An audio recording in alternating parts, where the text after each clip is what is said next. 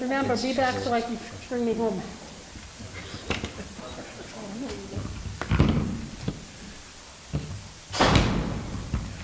I'd like to call this meeting of the Narragansett Regional School District School Committee to order, and we will begin with the Pledge of Allegiance. I pledge allegiance to the flag of the United States of America and to the republic for which it stands, one nation, under God, indivisible, with liberty and justice for all. Well, good evening, everybody, and I'm happy to see so many faces out in the I guess the audience, not the bleachers. I was going to say these are the bleachers. Not sure what we call these. So thanks everyone for coming out tonight. I do just want to make a note that this meeting is being live streamed and recorded. You can watch it on our YouTube station, which you can find off of our website, or at the time of the meetings, they're always available to watch through the Facebook page. You can find the feed through there. The first order of business tonight is to approve the meeting minutes of December 14th. God, it seems so long ago. As written, I would entertain a motion to approve the meeting minutes of December 14th, 2022, as written. I have a meeting. I think I heard Frank beat you out there, Jeff. But you want to second it? Well, I will second it. Okay, then Jeff will second it. Any questions or comments on those minutes? Seeing none, all in favor? Aye. Opposed? Abstained? So that was unanimous. We have bills and payrolls. We have a warrant report that was attached to the agenda that everyone could have reviewed. I would entertain, excuse me, I would entertain a motion to recommend to accept the bills and payroll warrants as presented. So moved. That was by Janice. Do I have a second? Second. And I have a second. We'll give it to Heather this time. Any questions or comments on those warrants and payrolls? All in favor? Aye. Opposed? Abstained? That was unanimous. And again, thank you, Jen, for being our one person to approve and review for us on our behalf. We appreciate that. Next up, we have appearances. I'm going to turn it over to Dr. Kazian for an introduction, and then we're going to hear from our health nurse services leader. So, thank you, Madam Chair. So I have the pleasure every meeting to introduce another vital part of the district and how we make things happen here. And tonight it's Ms. Mariah Zwicker, who's our lead nurse. And interestingly, over the last couple of years, probably there's been no busier office or person at all, period, by far. And we navigated COVID and other things as well as we have because of not only Mariah, but her wonderful team of school nurses. So truly, she needs no introduction, but there I've done it anyway. But I introduce Ms. Mariah Zwicker, our lead nurse, who's going to tell us all the wonderful and fantastic things that she does every single day. great. Thanks so much for having me. For those of you who don't know me, thank you, Dr. Cassian, for introducing. My name is Mariah Zwicker. I've been with the district since November 1st of 2019. So there was a brief period of time where I got to meet my team, which was amazing, and then we had a pandemic, and now we're back. I'm really excited to be here and be talking with you and also the community about what's going on in mental practice today. So first, as I talked about, I'd like to introduce my team. I do have one member of our team here today. We have one CNA, also a medical administrative assistant, Marlena Canutula, who's also working as the advisor for Plan Washington, D.C. trip. So you'll probably see her later on, down the line in other meetings. We also have two nurses at Templeton Elementary School, Kathleen Woodin and Melissa Oshman. And then we have actually an opening at the Narragansett Middle School, but in Jerome we have Martina Lazat, who just joined us this year as our district school nurse. She's been truly invaluable, allowing for familiarity with the students as well as the staff, so that she has worked in both offices and at all school levels. So she knows the kids know her, it's a familiar face, which is mutually beneficial when you're sitting in, if you're seeing somebody who regularly comes, and then you're able to say, oh, hello, we're so glad that you joined us, Mariah. Let us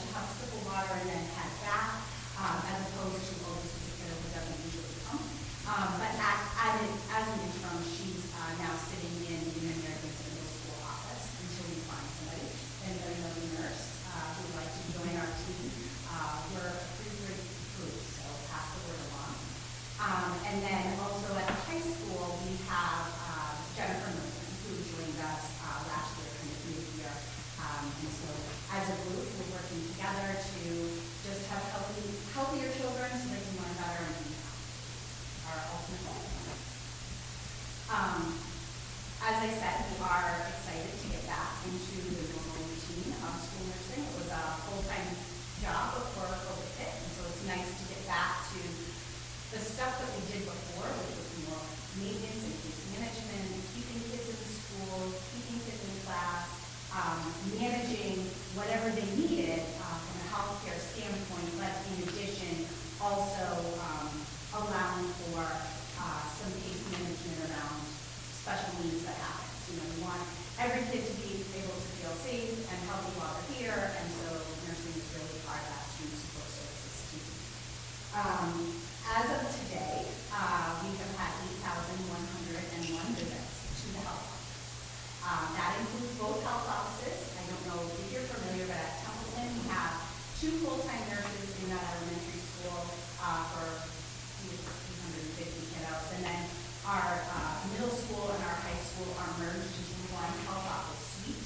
Each nurse has their own personal office, as well as a main area and then a couple of exam rooms off. It's been really helpful to have that cohesiveness at the middle school, high school level so that nobody really feels like they're working in a silo. 8,101 visits sounds like a lot. And it is. We have kids come into the health office all day long. So we are seeing it's mostly minor things. Belly aches, and a lot of questions are, did you eat breakfast? Did you eat too fast? Did you eat too slow? Why didn't you have breakfast? Because we have free breakfast here. Or did you eat lunch? How can we manage that so that you're not seeking out the health office for, thirst? I want to sip the water. Well, bring a water bottle. We'd love to have you do that type of stuff. So in addition to seeing the kids, assessing them, and making sure that something truly medical is not going on, which the team is excellent at doing, we're also really trying to put that little health education piece in, teaching the kids about how their own bodies work. What are things that cause headaches so that we don't get a headache every day? How can you prevent yourself from getting a really bad stomach ache? Or do you have a little bit of nerves? Can you do some deep breathing? Can you connect with counseling support services? So now that we have a little bit more time to spend with those kids, now that we're ruling out the big medical stuff, we're able to kind of touch upon that stuff that might help them to decrease their visits overall. Yes, that's a lot of visits, but most of the kiddos are coming back. So our return to class rate is 91.5%. The visits are also relatively short. I would say probably, I didn't run this number before, but I would say well over 90% of those visits are less than 10 minutes. So kids are coming in, they might need a personal bathroom to use or have might have snacks in the office that they want to observe, but it's really in and out for the most part unless there's something really major that's going on. I'm also really happy and proud to say that, the state goal is 85% returning to class. That's what RTC means. And we're, high above that. Even during COVID, I think 1 month during all of that time, our return to class rate was well into the 90s. And so I feel like overall, the student health services is doing what it needs to do. In addition to these unplanned visits, we have scheduled medications, diabetics who are coming in, asthmatics who are coming in, scheduled treatments and so forth. So we're busy, but we're happy that it's not all testing and quarantining and, staying at home and all of that business. In addition to, 688 kids were dismissed, and the majority of that was illness. There's a lot of respiratory viruses that are going around, as you've seen probably in the nursing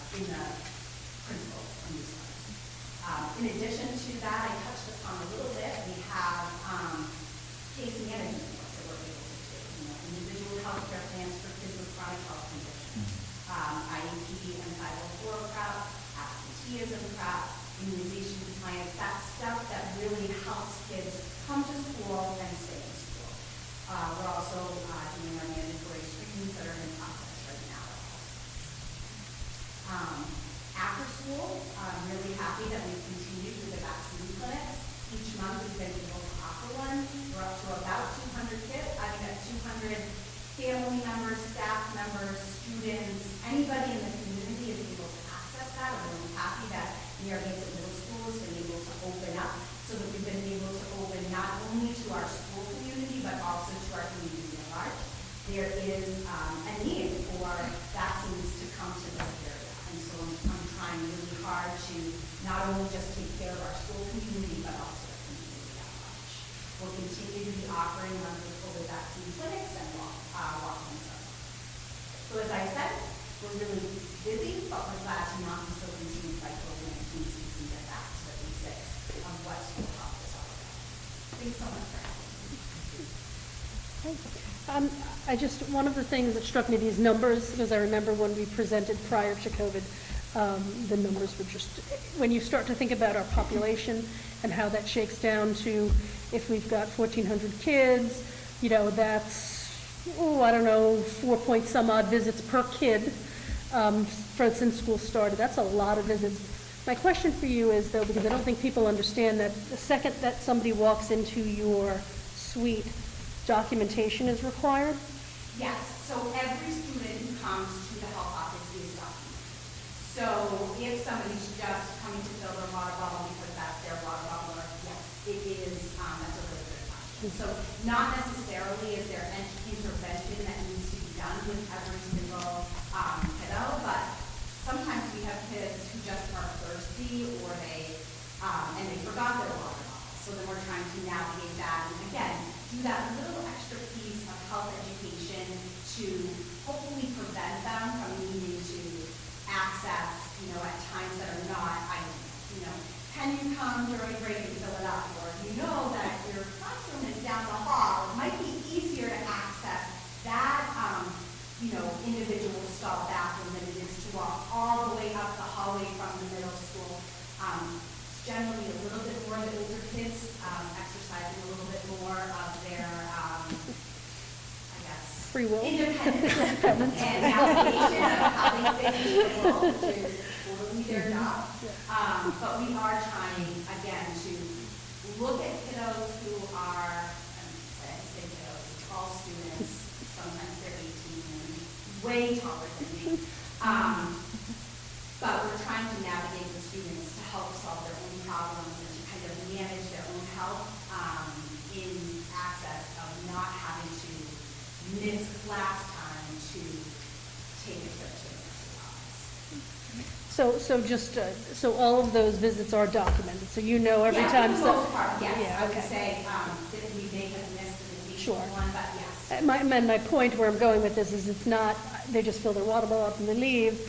Right. The nurse now has to take time to fill out a report of some sort, and I'm sure some are easier than others. So I just want to make sure, because most of the people on this committee weren't here the last time, that they understand that, it's not just, the kids come in and out and it's great. It's the kid comes in and now all of a sudden, like when we go to the doctor disappears right on us and you go, what the heck are they doing here? And you're charging me and they're not even in the room. Well, they're filling out all the reports. So I just want to make sure that everyone's aware of that, because it speaks to the volume and the amount of work that's being done behind the scenes. And I think it's wonderful, because now that you're at a point where you can actually, start trying to put some, I'll say, remediation effort into some of the behaviors that can be looked at, you now have some documentation with that too, so it's just great. So, questions from the committee? I know I kind of hogged the first one. How do you manage transfers between our elementary school to our middle school, like keeping those records with kids, making sure that they have, so are there separate sets of records for high school and middle school versus elementary school, or can you tell us a little bit more about how that works? Of course. So we have an electronic medical record documentation system, which we call SNAP. It's a part of the SNI. It's an electronic system that follows that student from if they start in pre-K all the way until they graduate. However, they also have a paper record that if they have a doctor's note, or when they get your physical, or if they have a mandatory screening and they refer, they might need glasses or something like that, or they have a new medication, and we get a paper copy, that also goes in their student health record. So what we do at the end of the school year, or the beginning, right before school starts, is we manually take those paper records and move them from 4th grade up to 5th grade, then they'll be part of the middle school health office. Additionally, we can go back to anything that you've documented in the electronic medical record. The electronic medical record of SNAP is new as of 2019. So I would say it's definitely a vast improvement, but if a kiddo who graduated in 95 said, I need my immunization record, we would have to look at it in the system. But now, it's very unified, it's very easy, and the system itself was created by a school nurse who was looking for the documentation system, so it's pretty comprehensive, and their help is tremendous. They answer the phone, first time you call, and push 4, it's amazing. And so the electronic piece can be accessed at all times by any nurse that's in the district. The paper record follows the student.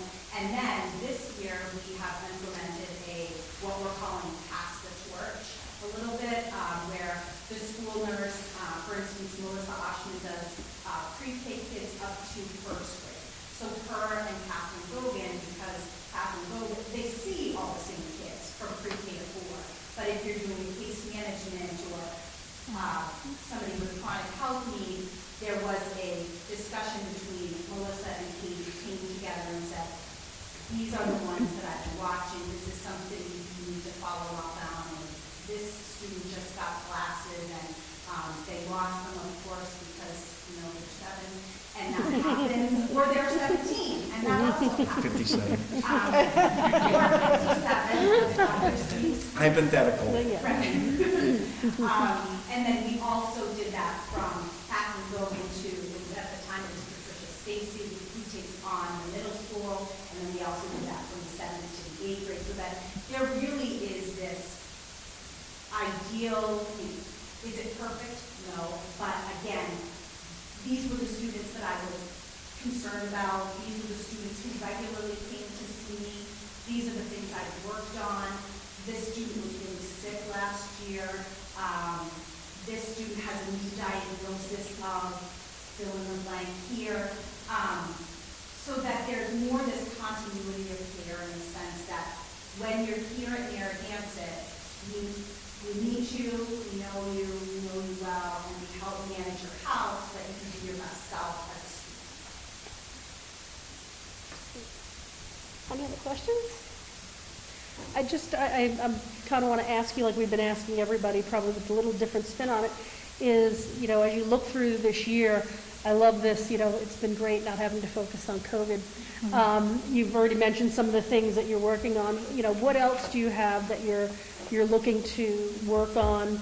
And I'm going to throw this out there. If you don't have to answer me, that's fine. What we've heard from the principals in the other schools is they're working on consistency in messaging, right, and behaviors. So how have you integrated that into the care that the nursing staff gives?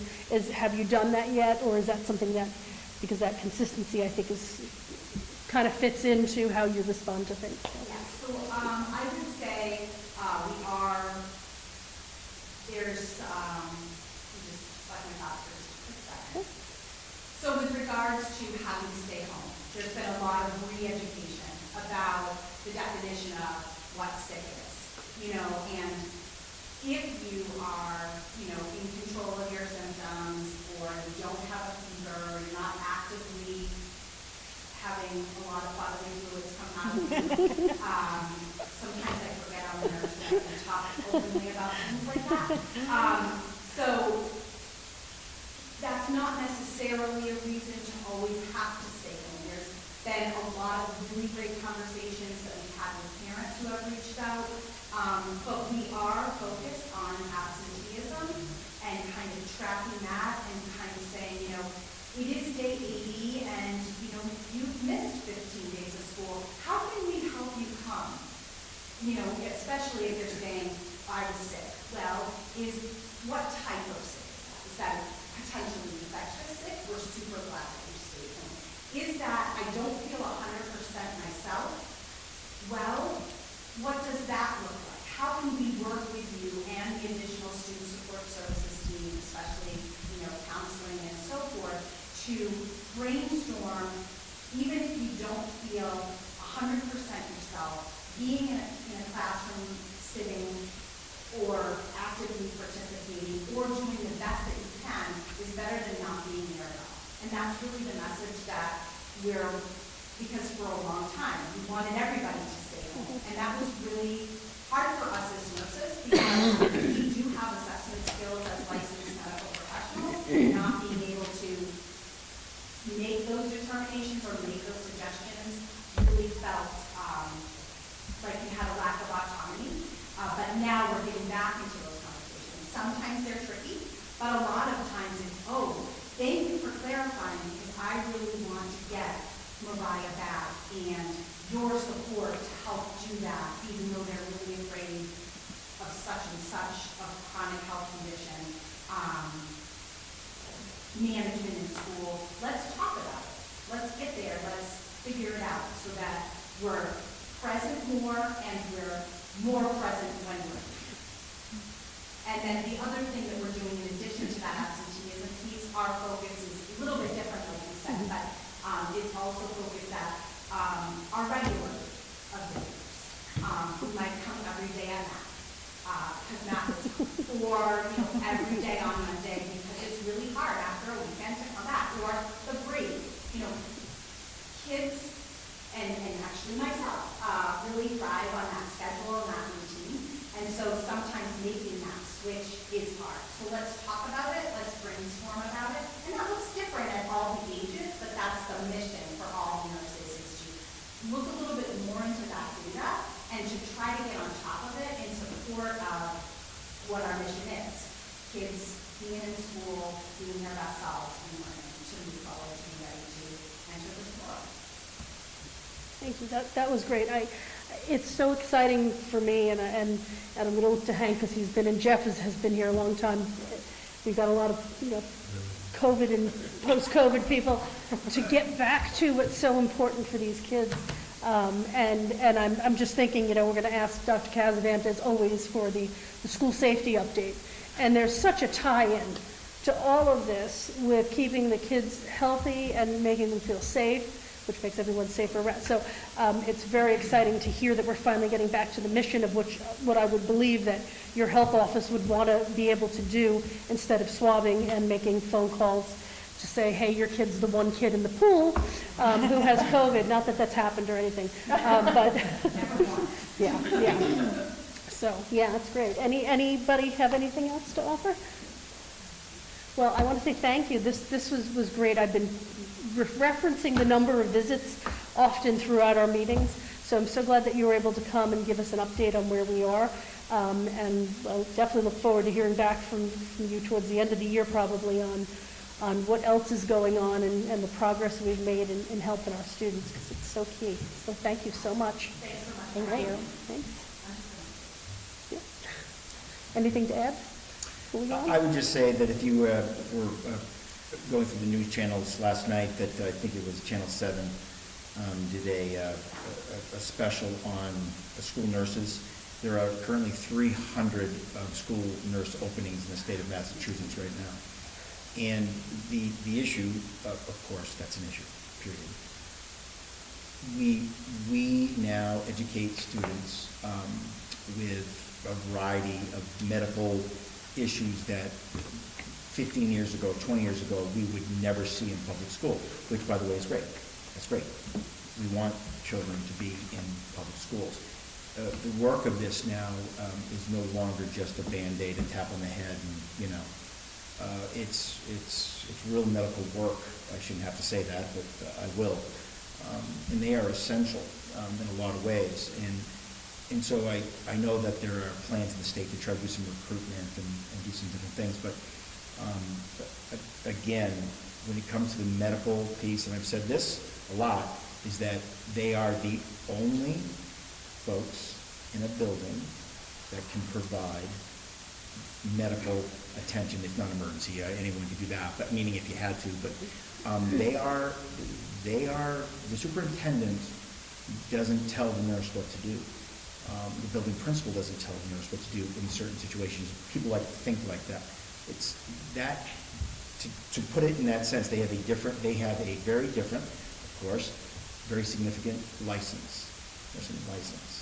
And I think that is something that I want to make sure that folks are aware, is that you cannot open school, you cannot have a school without a school nurse. Superintendents come and go, principals come and go. You cannot open a school without a nurse because of all of the health issues that we've just, and more and more and more and more. So I think that we're very lucky here, we really are, in a lot of ways. But we have a great nursing staff, and yes, people leave, and it's hard to find nurses, we know that. But we have a good plan in place, and Mariah and her team are a big reason why we do so well on a day-to-day basis. I would just ask you to, if you could just talk, you mentioned their licenses. I think it's important that people understand that a school nurse has to be, is it an RN? Yes, so in order to be licensed in the state of Massachusetts, you have to have a bachelor's degree in nursing. And then from there, you have to work a certain amount of years prior to getting your initial licensure. Similar to teaching in that way, but we're licensed by the Board of Registry of Nursing, and that has to hold a bachelor's degree. You kind of deem an RN with an associate's degree if you need a bachelor's degree. You also need to pass a couple of MCALs and then be certified BSc and licensed BSc as well. So it ends up being dual purpose. And so it's an additional licensure on top of the RN in the state of Massachusetts. And I think that's important, because this, I always, look, you go into your doctor's office, and there's a whole smattering of different certifications that the medical professionals have. We have a highly qualified and competent staff here looking after our kids, and I think it's important that the parents, the guardians, and the community know just how important and well-trained, every one of the members of your team are, so. And all of our staff is licensed in their initial licensure, and then myself and one other have professional licensure staff as well. So in addition to being licensed by the state of Massachusetts and Board of Registry of Nursing, we also run through the Department of Education process as well. And so as the initial licensure lasts about 3 to 5 years, right at the 3-year mark, I'm encouraging nurses to go ahead and sit for that extra board, take that extra test, so that in addition to the MCAS, they can get their professional status. It's great. However, some nurses who are coming from a different field are surprised at what it takes to then take those next steps for licensure for students. And that's because they are the highest trained medical professionals in the building. So it's warranted, it's totally understandable, but it is additional extra steps, and it is definitely beyond being used. Well, thank you, and thank you for coming in to present to us. It was very informative. So great. All right, we're going to hop over to our student representative this evening. I just want to mention something that happened prior to and during break. The chorus, marching band, and trumpet and concert. The holiday food drive fundraiser that was put on by Mrs. and Mrs. Student Council, Board Leadership, and the University Field Hockey Team, which is going to be donated for the student items to be country. And the answer to blue, red, and winter chicken. Some upcoming events is on January 14th at the Honors 14th Club, Paris, and an adult movie night from 6 to 8 to help support the Massachusetts Nationals. It's $35 per person, and the deadline to apply is January 7th. Lastly, for fundraisers, the Krispy Kreme donut fundraiser is basketball or senior class funds and class trip in May, and the deadline to order is January 31st, and February 16th is the day we can get the order from the school. That's it for me. Great, thank you. Thank you. Sounds like it was a busy, I guess, from the 14th when we had our last meeting. That's awesome. What night was the paint night, did you say again? It is January 14th. So I've seen a couple of flyers out on Facebook about that.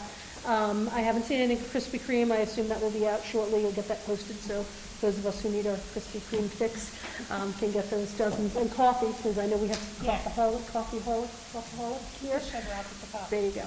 So just remember that when you come back for the next meeting. So, great, thank you. What I'd like to do, if it's okay with the committee, is we have some other people sitting in the audience who probably would like to either go home and maybe have dinner or do homework, because I'm sure there's a lot of people who need to do some homework tonight. If it's okay with the committee, if we could move up the agenda item for the field trip, out-of-state field trip for the Cheer Nationals. Is that okay with everyone? Okay, so we'll do so. And I'm going to turn it over to Dr. Casavan to introduce we kind of got a preview of it at our last meeting, but if you want to talk a little bit, and we invite you to come down and...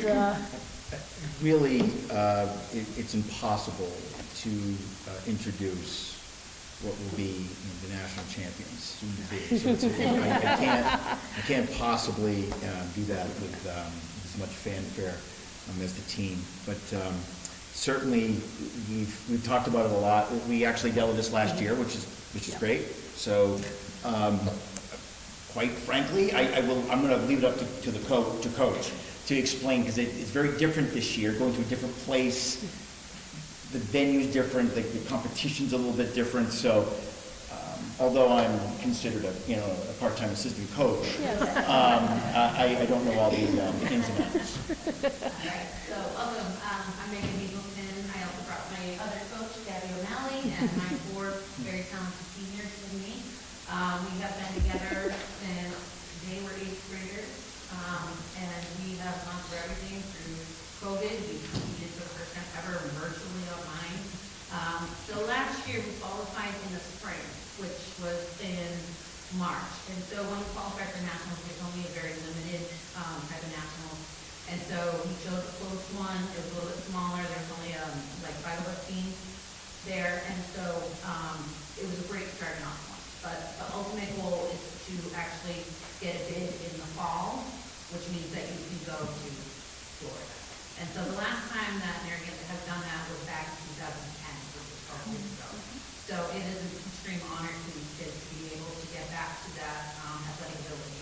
So they scored over an 80, which is the minimum score that we can get. And so they did that. They accomplished their goal to get the bid to go to nationals.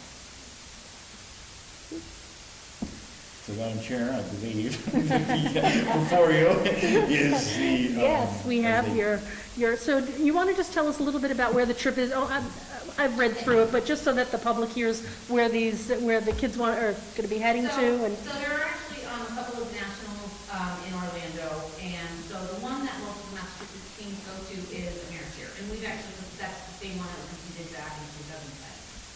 It's also, when I looked at the price range, it's the cheaper of the two, so it's about $3,000 less. So our main goal for fundraising everything would be about $16,000. We already have about 7. That kids camp that we just had, we got $4,000 off that one camp. So we're going to have another one in February. We're doing lots of 50-50 at games. We're doing concession stands. We're doing date night. We've got a lot of hard work ahead of us. But it will be we're going to stay in Universal Studios. The competition is at Convention Center in Orange County, but they provide us transportation back and forth. So we're going to leave on Friday. Saturday is competition day, and then if we compete in the morning, then we can enjoy the parks at night. On Sunday, it would be an all-day celebration, so we can go back to the park. They also do a victory party for all the children. So they close down the entire park just for the oh, nice. So it's a celebration on top of we're hungry, we want a national championship. So that would be our trip. Great. Anyone have any questions? Well, I'm just looking at the dates. I'm like, I could probably swing a trip down March 17th. Put that on my calendar. Yeah. We need you to be able to vote, so you can't. You have to do a cheer camp. So you're going to have to attend a cheer camp. I'm just going to tell you. No joke. So since no one really has any questions, I'm just going to ask for a motion to approve the out-of-state field trip for the NRHS cheer team to attend nationals March 17th through the 20th, 2023, as presented. Do I have a motion? I have a motion by Jeff. Do I have a second? Second. I have a whole bunch of seconds. I think there was someone in the audience too who seconded. Any questions, comments, or concerns? I just think that they've already done the hard work, it's well-deserved, and I don't see how we could say no. Yeah, so let's do the official vote then. All in favor? Aye. Opposed? Abstained? So that was unanimous. So good luck. Thank you. Cheer well and bring us back that championship. Right, now I gotta figure where it was. Student rep. Oh, public introduction first. Yep, okay. All right, we'll give you a second to clear out. Thank you. Good night.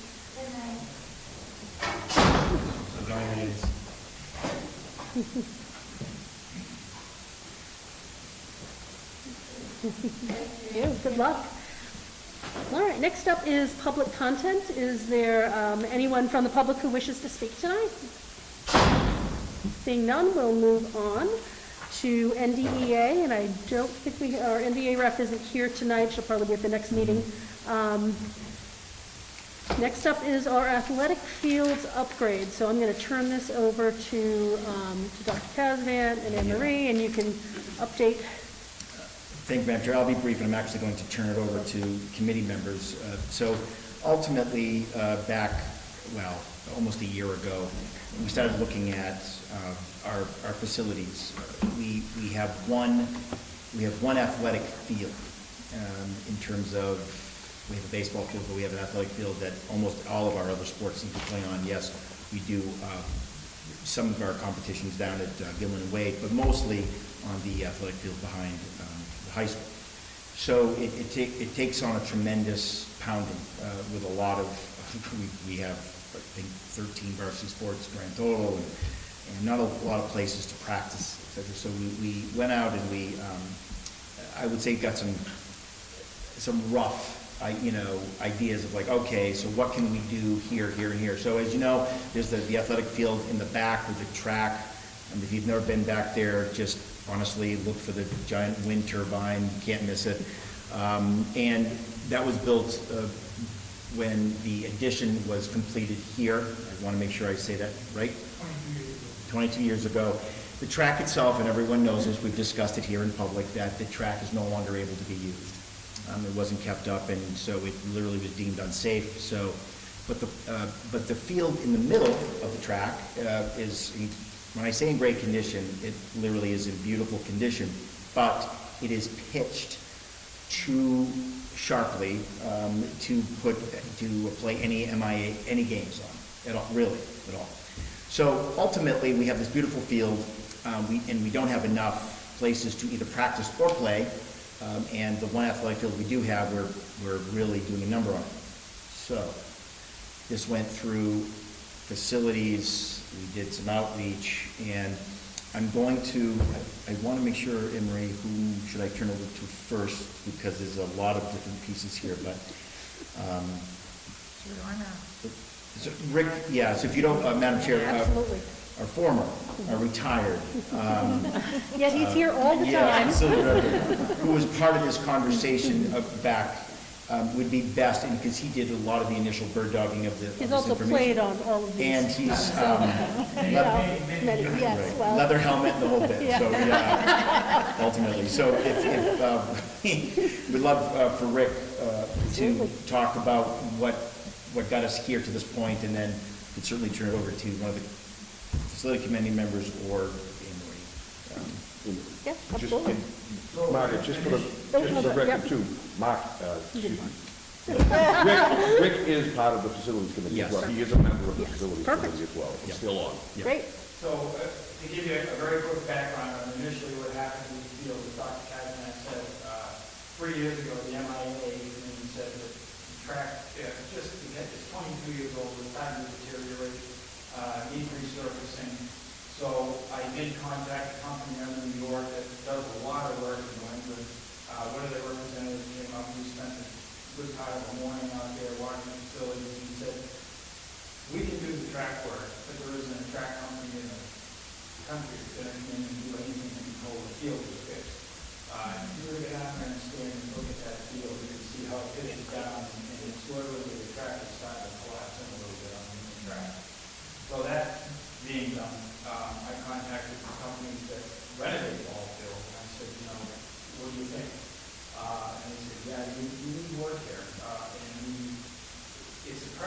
field they can practice on, because of the pitch of the field, the way it's being graded right now, you can't play a game on it. And they literally, as I was telling Dr. Kazan, you kick a soccer ball down the center and they end up going. And it is supposed to pitch. Yeah, it was supposed to be pitching the field, but not what's down there. So, and as Dr. Kazan mentioned, it alludes to, we have a lot of varsity teams, a lot of JV teams that use this one particular field out here. That we do the best we can to keep it as good as we can. But to have a second game field in town would alleviate a lot of the stress on this field.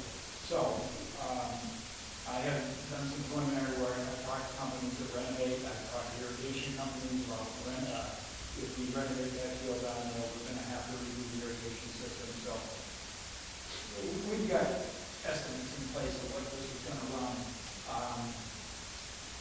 And I think I'm going to turn this over to Anne Marie because she can explain where we're going, where we want to go on this field and the funding to do it.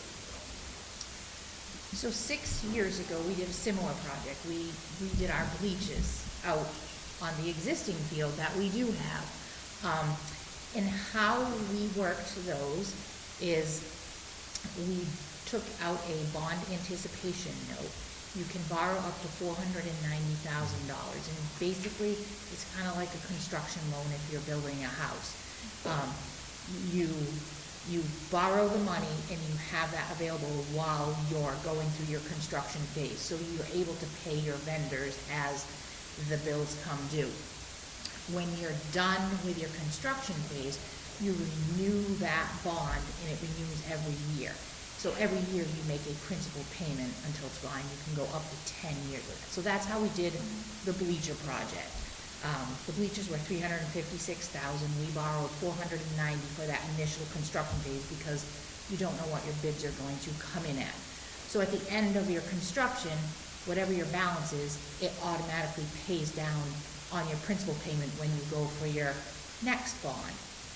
So similar to that is what we want to do with the field upgrade. In FY25, our bleachers will be paid off. The last 40,000 of them will have the payment then. So typically, we pay $80,000 a year for our bleacher payment.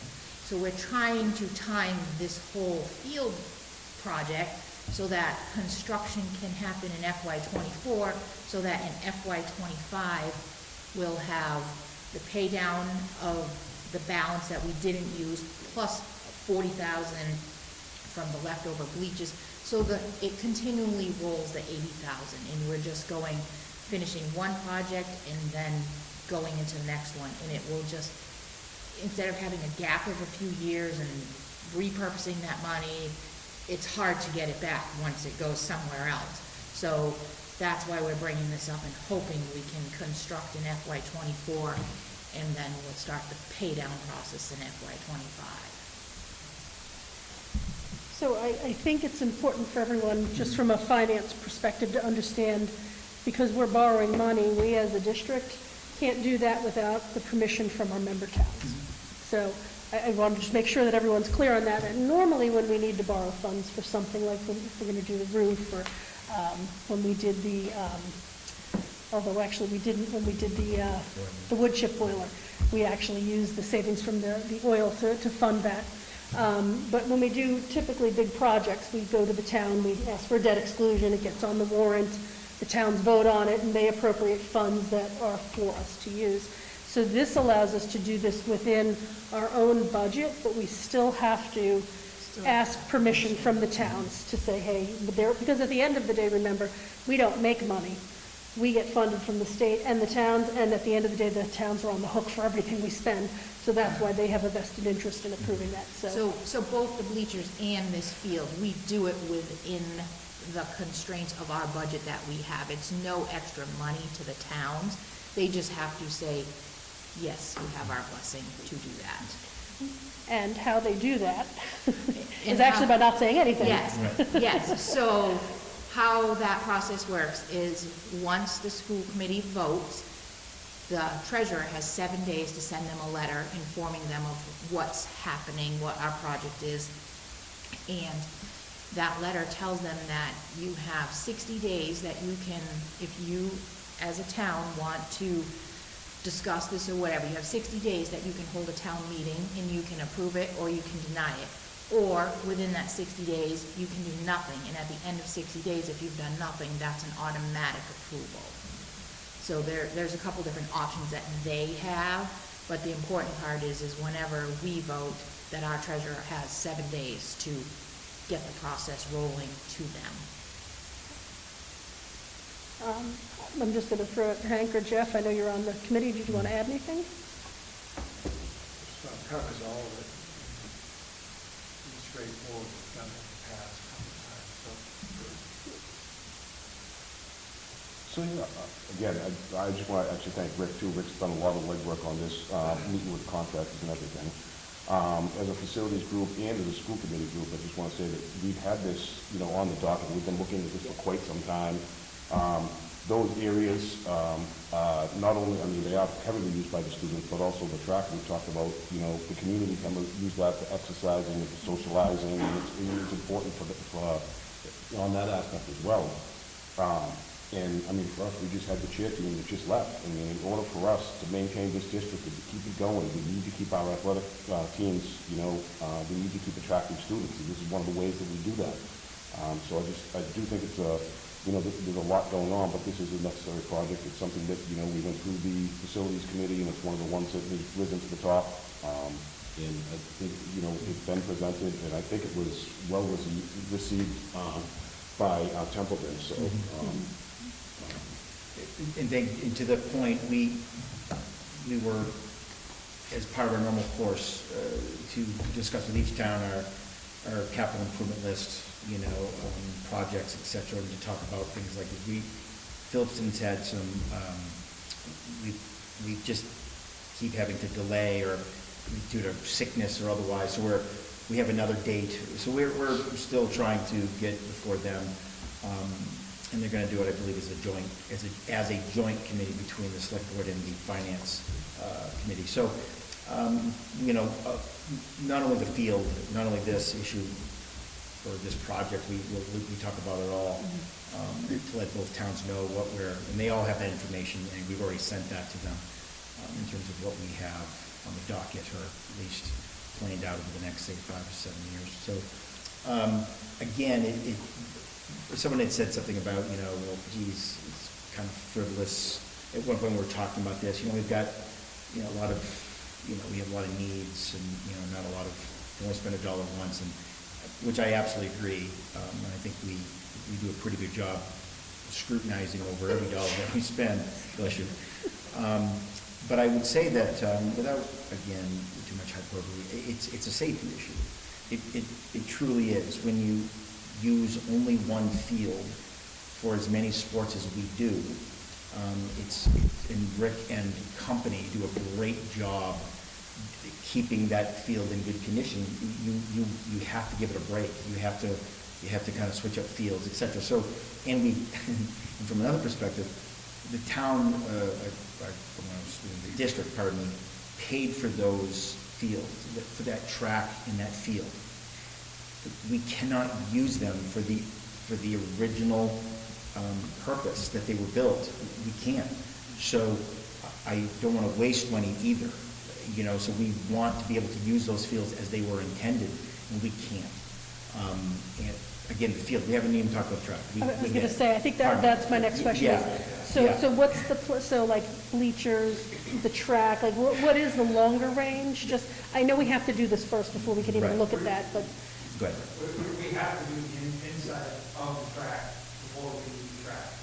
So, and I'm not saying, we're not coming in and not asking, when you fund the track right now. But, as I said, the company that came out and worked, they said, nobody's going to trust that track until you get that field regraded. So that is, my emphasis right now is getting that inside that track renovated. And again, these are a very rough number, but when someone threw out a number about what would the track cost to do what you need to do, you're talking well over $1 million, just for the track, and probably north of 1.5. Especially But with because you the have to price of take it oil, all, right? because you have to take it all up. It's just not simply repaving, right? Or doing something to that effect on the top, you're gonna have to fix it all. But we're not even honestly focusing on that. We're just trying to get the field so that we have two game fields that the MIAA will allow us, by the way, to compete. And by the way, less we have to travel places, you know, there is, again, cost savings if we don't have to do some of those things. And, but anyway, so it's a benefit for, in a lot of ways. Just on the safety note too, I just want to bring it up again, you know, Chris did mention the safety. Keep in mind on that inner field, it's not graded.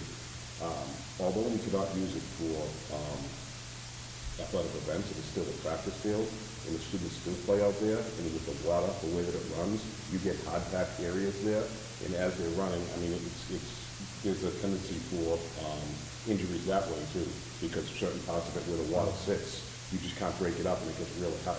It's like cement in certain areas. So. The last time we were able to run on the track was, I think, about, let's say, 4 years ago. I believe it was then. And it was a meet down there anyway. And I believe it was during COVID when people were just like, just run if you can. And there was a young man from another team, I believe it was Maynard, who was had already committed D1 or D2 to run at a college, and his coach did not allow him to run on the track because this young man had a full boat scholarship to run. And I was, of course, I was embarrassed by that. I mean, and, you know, and I went over and apologized because I felt the need to do that. And I felt bad for the young man not to be able to run because he needed runs for something, probably for the state meets or whatever the case was. But ultimately, we're not, again, I know I'm focusing on the track. That seems to be the focus because we can no longer use that. We haven't been able to use that field at all for competition, as far as I know. Yeah, it's never been a game field. And it's a shame to have that field just as a practice. You wouldn't want that type of a level of field just to practice on, quite frankly, and we need the space. So I know we've kind of gone around here a little bit, but there is the intent. So our focus is to fix the practice field, what they call that today, get that, and then next steps would be to look at and I know this is early, I know we have the 2 movable bleachers, right, that we bought, so we do have some seats. So I think we've got a lot of pieces in place. Oh, sure. To make this, obviously there's no lights down there, correct? No. So, but we have so many after-school games that should, I mean, it seems to me, you know, having a kid who's just come out of all these athletics, that even the football team practicing on that practice field, it isn't safe. It really behooves us as a district, as we keep focusing on student safety and health. This fits into what we're trying to accomplish. That's my personal opinion. Yeah, I would add that we want better, and it's okay to say that. I think that when you live and work in a moderately, you know, how about say not wealthy community, generally don't say things like that, but you know, our kids deserve better. And whatever that means, it doesn't always mean tons of money, but they do. And so this is just one way that we can hopefully, you know, make it better for them. Whoever wants to play athletics, and yes, we have a lot of needs. I could keep, yep, we want to, you know, next is we want to redo that entire auditorium. We need to fix the sound, or the sound is okay, but we need to do the lights, we need to do those type of things. We've called in folks because we have the arts, and we want to make sure that the stage is set, and we had the folks come out and look at our curtains and, you know, and the rigging of the curtains and all of these. We are, you know, slowly getting as much information as we can, gathering it, so that way, if an opportunity does present itself, we're prepared to make things better. So. Any other questions, comments from the committee? And so, if someone on the committee is so inclined, Anne Marie, I'm assuming that this voted is what our motion exactly needs to be, so that can be presented. So I printed it, so I would have it. And listen to what I say to make sure I don't transpose any words or anything.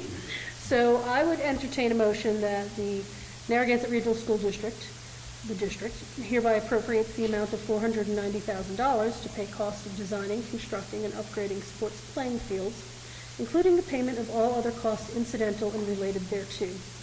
To meet this appropriation, the district is authorized to borrow said amount under the pursuant to Chapter 71, Section 16D of the general laws, and the district agreement as amended, or pursuant to any other enabling authority. Further, that within 7 days from the date on which the above vote is going to be adopted, the secretary, it's actually the secretary of the committee, not the treasurer, so that, Casvant, be hereby instructed to notify the Board of Selectmen or Select Board, as the case may be, of each member towns of the district to the amount and general purposes of the debt, herein authorized as required by the district agreement and by Chapter 71, Section 16D of the general laws. I would entertain that motion. I have a motion by Hank. Do I have a second? And a second by Jeff. Any questions, comments, concerns at this point? Hearing none, all in favor, say aye. Actually, you know what? I'm going to do a roll call just so that we have this recorded. So, Mr. Mason? I'm doing first name. Shauna? Yes. Heather? Yes. Jen? Yes. Jeff? And I say yes. So that was voted unanimously. So it looks like it's actually, I'm sure that our treasurer will prepare the documentation for our secretary to send over to the towns. And we look forward to an update on, they've received the letter and what we've heard back from them. I believe, as you mentioned, you've spoken to Templeton. I think Phillipston's just the wild card at this point, but just to hear from them what their thoughts are. We're So- next, 2 weeks. 2 weeks, I think, is our appointment over there. Great. Excellent, thank you. This is very exciting. I think, I don't know if anyone else in the committee has looked to what other districts have done and the costs of athletic complexes. They're, I don't know, $3 to $5 million, I think is what I'm seeing. And even look at what they did in Gardner, right? It was going to be 3.6 million, then they brought it down to 2 point something, and they still don't have half of the amenities that they really need that were planned, the practice fields in the back. So I think anything we can do to begin the process so that if a time comes where maybe we go to the towns and everyone's in a better position to do so, we're already positioned well. If not, however many years from now, we roll this over and do something else. So that's a very good forethought and foresight into how to get some of this stuff done. So thank you, Rick, and our facilities committee, and Dr. Casvant, and Anne Marie, and everybody. So very exciting. Thank you. Thank you. Thank you, Rick. All right, let's see. I am now going to leave this with Anne Marie. If there is a FY23, any budget updates or any FY24 budget updates at this point? FY23, we're just monitoring it. We have the freeze in place, and we're just keeping an eye on things to get through winter, and then we'll really look at it as we go into spring. FY24, we have our meetings, Dr. Casvant and I, with the principals this week to talk about their budgets, to finalize their wants. And then I think on the 17th is our Yep. finance Yep. meeting. We have everybody coming to give a little update. Okay, great, we look forward to it. And I'll run that into the business manager's report. I know this is our off week, Yeah, but yeah, I don't if there's have anything anything. significant, Yeah. good. Okay, great. Well, we look forward to, I know, being on the finance committee, hearing what the admin team has to say, and that's really our first look at the numbers. I was thinking, when I was looking at dates lining up, we've got our all-board meeting scheduled for February 2nd. We have a meeting ourselves on the 18th. I think that's the Wednesday, right? And then we have another meeting on February 1st, which is a Wednesday. I know normally that you guys put together a really nice presentation. The way that their dates are lining up, I'm assuming that you'll probably want to give that a preview to us on the Wednesday before, because there's just the dates aren't really lining up very well. Usually we have a good week in between these meetings, and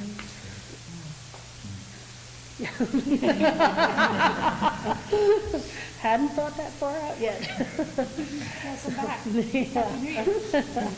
And I do want to put out there and remind the community too, or anyone listening or watching, that with the new governor on board, our timeframes are all over the place. Normally, by that time, we would have gotten a preview of our Chapter 70 numbers.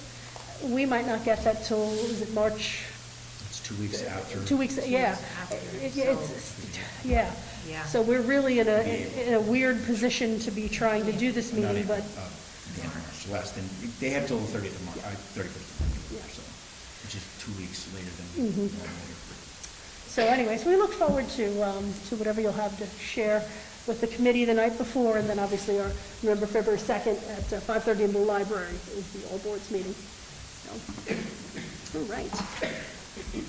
Curriculum and, say that again, curriculum and instruction update. I will turn it over to our Assistant Superintendent, Molly Spurgeon, today. I provided quite the update right before we went off for break, and I have no updates for you. Okay, and that is perfectly fine. Thank you. I think you've got something for the next time we meet anyway, so we'll make up for that time then. Surplus items, it looks like there's nothing, so we'll just pass that over.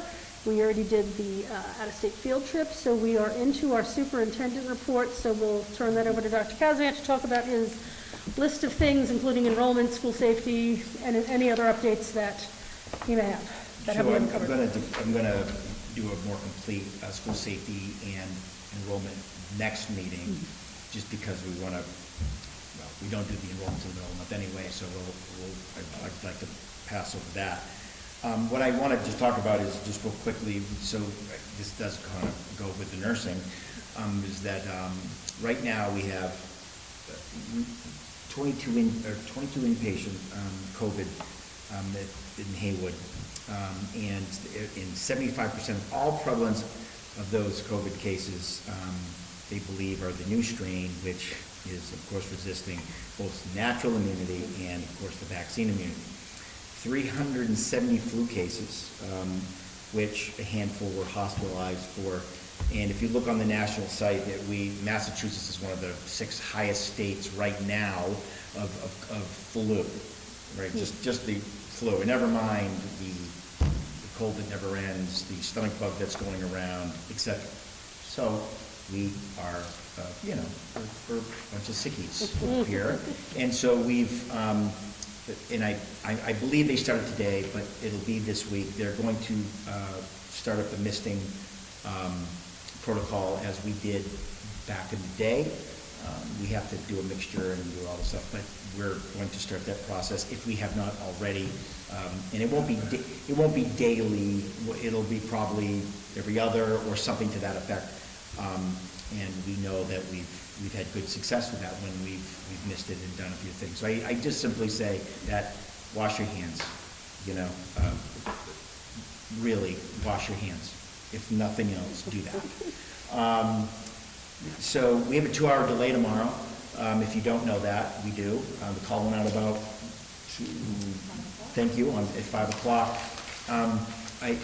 I will do more on this because people are, I think, appreciative of the time. Why do I do it the night before? It's because as working parents, you need as much time as humanly possible, especially with a delay. Delays are worse than complete cancels. We know this as parents because now what do I do, right? I can call in sick, I gas for the whole day, but what does a half day do to me? There might be some committee members who gave me that look. And so, and I appreciate that. So that's why I do it. Who do I contact? Yes, we talk to all the superintendents. We talk amongst ourselves. I actually, I want to call myself the spokesperson. I call the National Weather Service in Boston. I talk to them directly. They are the nicest people you've ever talked to because we have something in common. Everyone hates us during that weather. And we get to share these stories about how much people hate us and such. And so when someone says, well, where do you get your information from? I get it from the National Weather Service. This area, and speaking with those folks, they perplex them because when you get over that 1,000-foot point, 1,005, 1,010, it becomes a different ballgame. Everyone in this, I think, has always come up the hill in Ashburnham on Route 2. It is raining at the bottom, which is technically Fitchburg. You come up through Ashburnham, Westminster, whatever. You get into what they call the flats, and it's now ice, you've just hit 989 feet at that point in time. And by the time you get to the little bit of the grade, up at the Winchendon exit into Gardner, you're now into 1,005, 1,006 feet. It matters. So, when we make these calls with ice, I'll be very candid. People have different tolerances. I do not mess with ice. We've had a lot of accidents. We've had deaths in this area because of ice.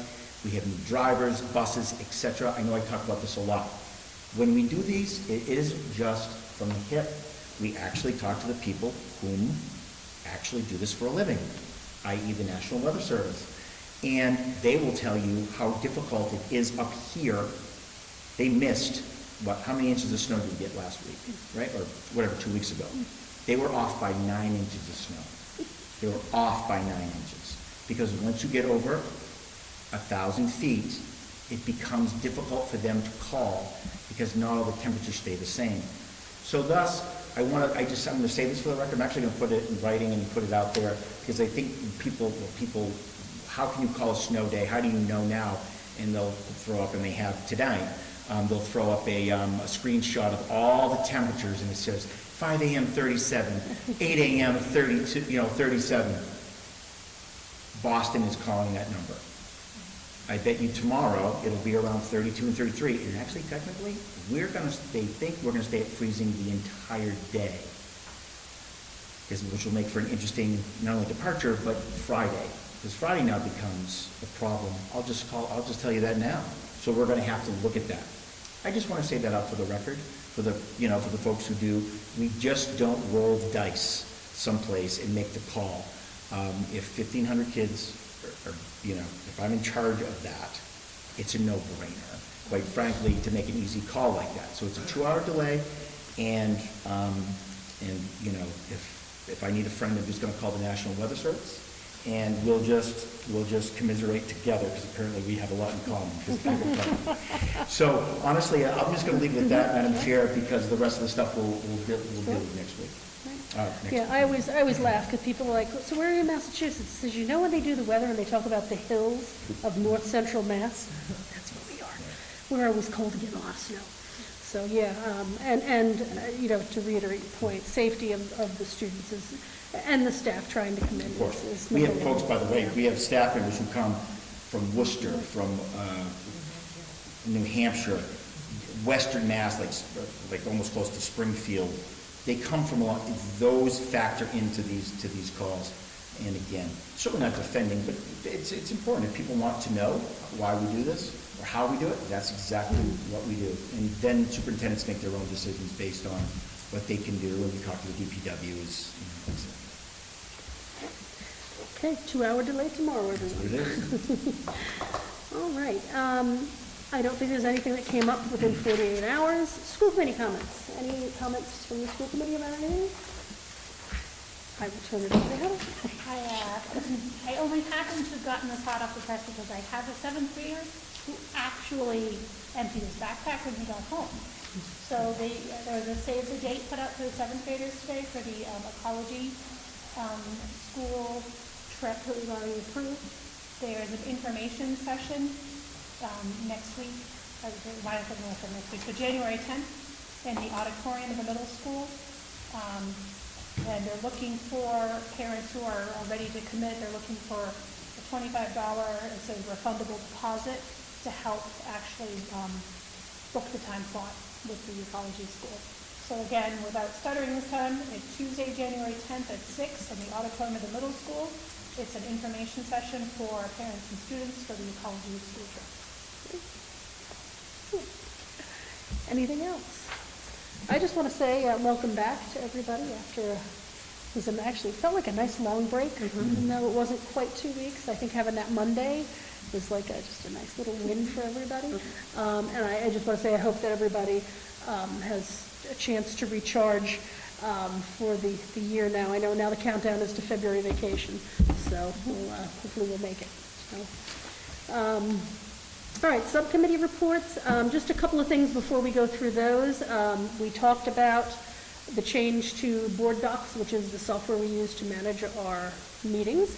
And we have just switched our subscriptions so that we can manage our subcommittee meetings individually, and they don't clutter up the main school committee page.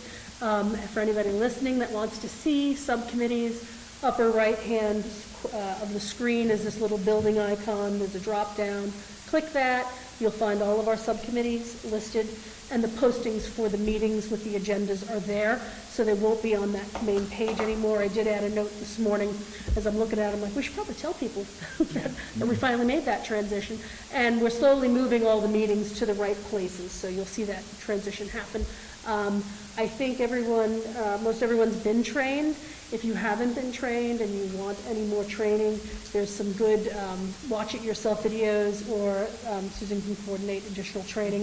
I think one of the things that we kind of just briefly talked about today is for new members, we'll add this as part of the new member protocol. You know, you get your login, but we'll also get someone to do a training for the new members. I just would love some feedback from everybody. How did you find the training? Was it good? Was it useful? Do you feel more comfortable using board docs after going through? Yeah, it certainly was better having someone, they guided us through, creating phone agendas, and we all each made our own different mistake, or, learning things. So we each made a mistake, and we could learn off each other's mistakes. So I thought that was as good as you can have for Zoom training. Good, excellent. Yeah, I think the other piece that strikes me that we probably need to figure out how to incorporate is maybe just, I know everybody goes through the open meeting law because we all have to go through the videos and sign off, and you take the little quiz. So I think it might be, I'll give some thought of how to maybe incorporate some of that information so that when you're creating the agenda, those basic rules you have to follow. It's got to be posted 48 hours. You can't change it in that 48-hour time frame because the public needs to see what you're going to discuss so that there's a transparency. So all of those little things that, I think, it's funny, Susan and I sometimes, we'll text each other like, do you remember what we're supposed to do for? Like, I'm just not remembering right now. There's so many little nuances, so I think that might be helpful, and maybe we come up with a cheat sheet. We'll see. I think there's one out on the website that maybe we can put as some resources for everybody, so if you're doing it, you kind of know the constraints that they want to put on you, the lovely state of Massachusetts with the handcuffs it puts on everybody. So, anyway, that's great. That's a great idea, because I've texted Sue many times, like, what's this, or I don't know about that, and so it would alleviate your phone getting, She loves hearing from you. She just told me how much she loves to hear from Sean all the time. Good, okay. Subcommittee reports, academic. We met, was it yesterday? It's like it was weeks ago. I would just like to report out, because I'm really excited about some of the discussions that we're having now in the academic subcommittee meeting. We're past the point of, where's the data? And, is that data good? To now, how do we communicate the data? And it's really been eye-opening for me, because my kids were older, right, to listen to some of Jen's feedback on some of the things that she's experiencing with some of the younger children. We've been talking about how to communicate information, maybe about the report cards and some other things. So we're having some really great discussions about how to make that next step to connect what's going on in the schools with the parents, so that there's more than just a 10-second parent-teacher conference. How do we make those more effective? So that's something I'm excited about. It was a fantastic conversation. And, I had an ad hoc, unexpected discussion with a mom today when I got my hair cut, who said, I had no idea how to read these report cards. And I was like, well, have I got good news for you? They're going to be working on that. So yeah, it was great to, have that open discussion, to be able to share some things, and also to hear how open, as a school district, folks are to, okay, people aren't understanding that. All right, well, how can we make that better? So, kudos to everyone involved, that, there's a lot of listening that goes on, and not just listening, but also, reacting to that feedback that comes in, and trying to figure out a way to do things better. So, yeah, it is an exciting place to be. Yeah. It was a great meeting. All right. Administrative, I know you guys were Got to get focusing. stuff on the calendar. Yeah, okay. Yeah, we're focusing on the communication survey and figuring out next steps. Excellent. Finance and budget, unfortunately, our last meeting was when we had was there a delay that day? So there was a delay, yeah, so we didn't meet, and so we meet on the 17th, so we will have more updates then. Facilities, I think we've heard enough from facilities, unless there's anything else that you guys would like to put in front of us. I hear that all the time. Nothing personal, Jeff. Policy, we meet, January 26th. okay, goodness, you're here. Long-term planning, With any luck, January 26th also. okay, Just kind of looking at the bullets. he's writing it down. You already said you were going on the calendar invite. Can't take that back. So there's, it's funny, I do want to make the comment, there is a lot of work that goes on behind the scenes that I think that maybe this committee is unique in a lot of ways. When I talk to a lot of our peers, we do so much subcommittee work and vet out a lot of things that sometimes don't even make it to the committee because they just are not pertinent to the full committee discussion, or things have been, action items have been able to happen. So I think it's important for the community to know just how many meetings we are all attending. We don't just show up here for an hour and a half and go on our way. We're here at least once a week, maybe more. And so it is a commitment. So I thank everyone for the And that's why participation. these meetings aren't 3 and 4 hours. Yes. So, Margaret, I think it's an excellent point to bring up because, being on the other side as a parent, just coming into the Kiva, watching the meetings, watching them online, I really didn't know, even being such a involved parent, what does go on behind the scenes and all the meetings that we do all have. And, so absolutely, I think it's very important to make, the others aware of that. Yeah. all right, so last up is correspondence. We actually have correspondence. It's kind of exciting that we have correspondence. I'm like, ooh, somebody wrote to us. So I'm going to just turn this over to you, Dr. Kasman, if you want to just walk through, you can read it, whatever you'd like to do, and then give us your thoughts. Do you have, you got it, or you want? Oh, on the agenda. Yeah, send that down. Thank you Yeah. very much. Yeah, I always got backup, always got a backup.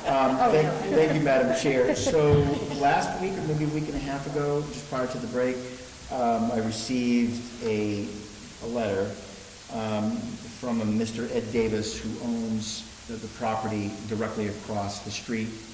And he writes that I have closed the manufacturing part of my business that is located across from the parking lot of Narragansett High School. I intend to put the property up for sale and thought I might offer it to the school first. It would make a good addition for more parking for the school. If there would be any interest in purchasing these 2 acres for school needs, I could be contacted and give the number. So this is not I guess what I would say is it's not the first communication that we've had.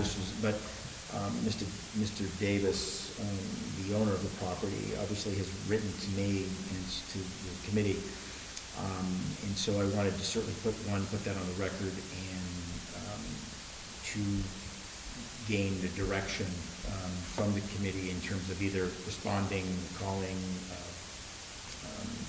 to his response, to give him a response, I should say. Let's go ahead and put I'm going to throw a motion out there if someone wants to agree to it, and then we can discuss the particulars. But I would entertain a motion to ask Dr. Kazavant to contact Mr. Davis and explore what it is that he is offering, as well as an indication of what he's looking for monies, which is most important. But I think that would be the motion that I would put forth. So if someone agrees and wants to. So moved. Do I have a second? Second. Okay. So now we can discuss. Trying to get us on the right track. This is the format we're supposed to follow. Questions from the committee on this? Most of the questions I have can't be answered until there's further discussion. So, I mean, one thing I think, and I'm not looking for facilities or whoever would be the right group to answer this now, but, is acquiring property something we're looking to do? Is that part of, the plans that you have coming up? So, definitely not looking for an answer to that question right now, but more, would be curious how this fits into, not only what exactly is being offered here, but also where does it fit into the things we are looking to do in the future. So. Yeah, and just adding on that was my first thought. We just presented a plan to expand athletic fields.